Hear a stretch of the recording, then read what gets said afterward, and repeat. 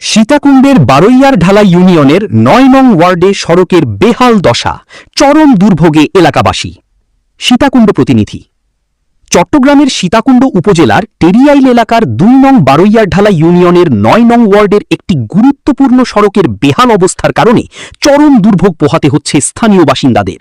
স্থানীয়দের অভিযোগ, সামান্য বৃষ্টিতেই সড়কের বিভিন্ন স্থানে পানি জমে যায় এবং কোথাও কোথাও পানি উপচে পড়ে, ফলে পথচারী, শিক্ষার্থী ও যানবাহন চলাচলে মারাত্মক সমস্যার সৃষ্টি হয়।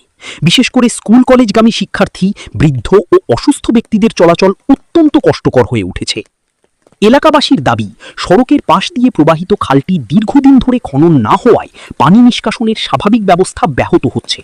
ফলে বৃষ্টির পানি দ্রুত সরে যেতে না পেরে সড়কে জমে থাকে এবং প্রতি বছর বর্ষা মৌসুমে পরিস্থিতি আরও ভয়াবহ রূপ ধারণ করে।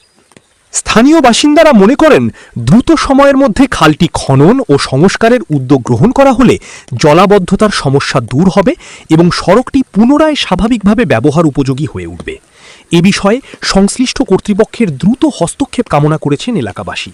তাদের প্রত্যাশা, জনদুর্ভোগ লাঘবে প্রয়োজনীয় ব্যবস্থা গ্রহণ করে সড়ক ও পানি নিষ্কাশন ব্যবস্থার স্থায়ী সমাধান হবে।